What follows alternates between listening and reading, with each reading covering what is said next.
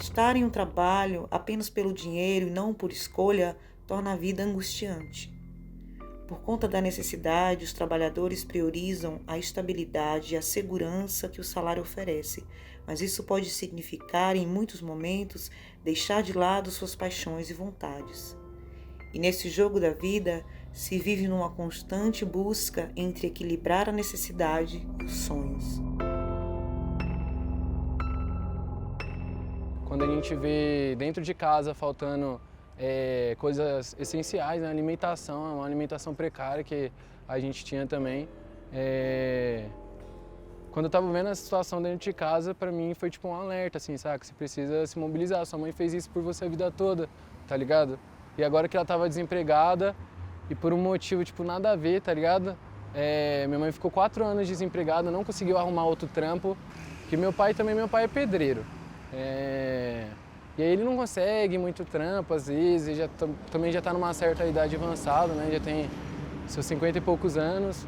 Na cidade, na selva de pedras aí, é difícil até a gente mesmo se manter, tá ligado?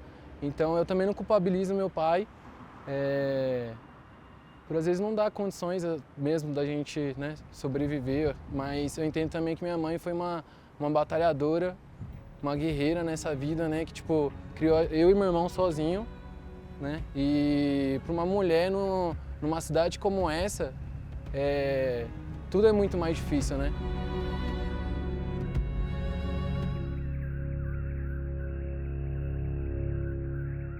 A minha vida financeira sempre foi estável, até hoje é. Porque ao contrário de que muitos falam, né, ser umbanda, ser médium, ao contrário do que dizem, não, somos ser humano como qualquer outro. Mas eu não tive a educação, saber ali que, olha, aprenda a guardar, vou abrir uma poupança, que já existia isso na minha época. Né? Aprenda a guardar o seu dinheirinho, vamos investir o seu dinheirinho. Não, não tive isso. Eu deixei os meus filhos com a minha mãe e com o meu pai, né? Porque eu passei uma fase muito difícil da minha vida, de não ter o que comer. E eu fui mandada embora. Até que o trabalho em si, eu gostava, tá? Que eu era barista. Era interessante por ser uma profissão nova, uma coisa nova para mim. E naquela época meu salário era R$ 200. Então eu gostava do trabalho em si, mas eu me sentia muito humilhada. Então essa fase foi muito difícil para mim. Não pelo trabalho em si, mas a humilhação de ter alguns que, com a graça de Deus, era bem sucedido financeiramente e gostar de humilhar a classe operária, vamos dizer assim, a classe mais humilde, sabe? Então era muito chato, essa fase foi muito chata para mim, porque eu tinha que engolir a seco tudo, né?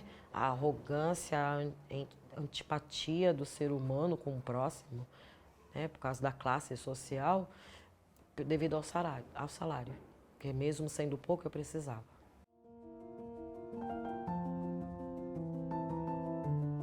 E à medida que esses pais se dedicam ao trabalho, o tempo passa e os filhos crescem.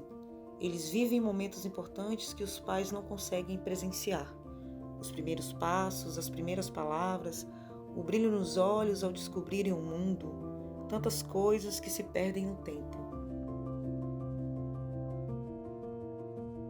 Devido, né, os meus filhos ser tudo pequeno, eu, mais velho, quando eu me deparei, ele já estava com 15 anos. Quando eu vim ver, ele já estava com 15 anos, de tanto que eu trabalhava. Saía de casa às 5 horas da manhã, pegava no emprego até a 1, da 1 eu pegava no outro até às 11 da noite. Aí chegava em casa meia-noite, dormia, né? Acordava no dia seguinte e ia trabalhar. Eu sempre sonhei ter uma menina. A Vitória é o meu bebê arco-íris.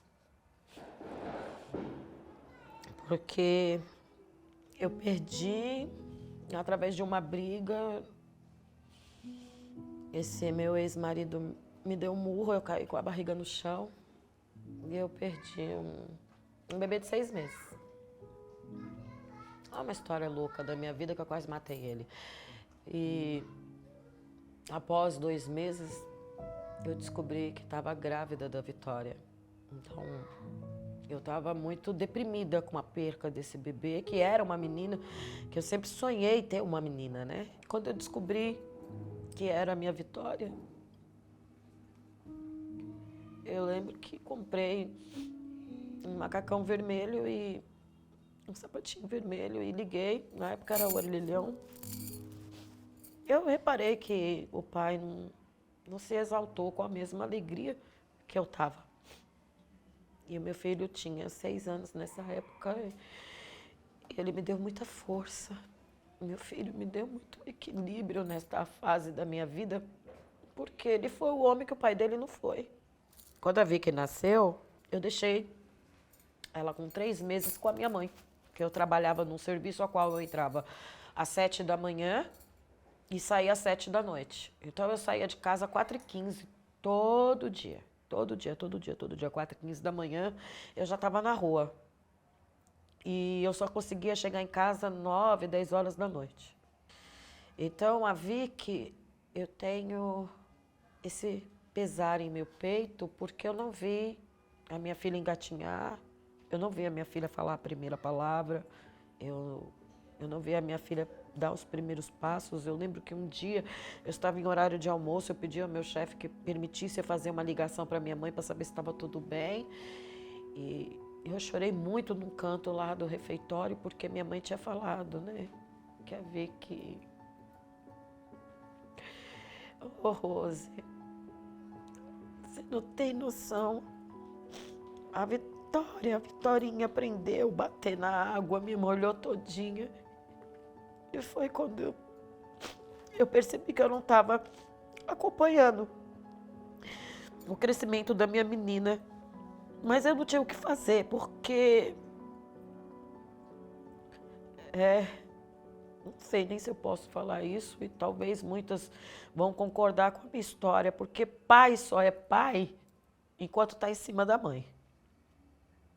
Eu sabia que eu estava sendo ausente para minha filha, eu não estava acompanhando nada dela, tanto que a Vitória ela cresceu muito revoltada comigo devido a isso. Eu lembro que eu chegava em casa, ela com 5, 6 anos, a bruxa chegou, a bruxa do 71 chegou, e aquilo me doía, né? Me doía muito como mãe, mas ela não entendia que eu precisava trabalhar. Para muitos pais e mães, a responsabilidade de prover o sustento da família é uma missão que leva ao enfrentamento de situações ainda mais complexas que podem ultrapassar o limite do bom senso, mas que por conta da necessidade são relevadas em prol do objetivo de dar uma vida melhor aos seus filhos. Eu trabalhava para suprir isso e para ver meus filhos muito bem arrumados. Eu sempre gostei deles muito bem alinhados, muito bem vestidos, tênis de marca, sim, eu era dessa. E eu sempre gostei de ver meus filhos muito bem aprumadinhos, porque não era porque é filha de mãe separada que meus filhos tinham que andar como lixo. Era eu e eu, entende? Então, assim, ou você ficava ou você corria. Então, devido, né, os meus filhos ser tudo pequeno, eu ficava nessa situação, só que me apegava ao emprego, né, para que não tivesse que faltar nada para nenhum deles. Assim, eu não contava com ele, era eu e eu. Eu tinha que trabalhar em 2 empregos, né, pagar a escola para ela, que era pequena, porque eu não confiava nas creches, e trabalhava que nem uma condenada, né, para que não viesse faltar nada para eles. Em um país marcado pela desigualdade e injustiça social, o medo está presente na vida daqueles que tanto lutam para sobreviver. O medo da violência, da falta de oportunidades, da discriminação, do abandono. Mas mesmo com tantas adversidades, a luta dessas pessoas por um futuro melhor para si e para suas famílias continua.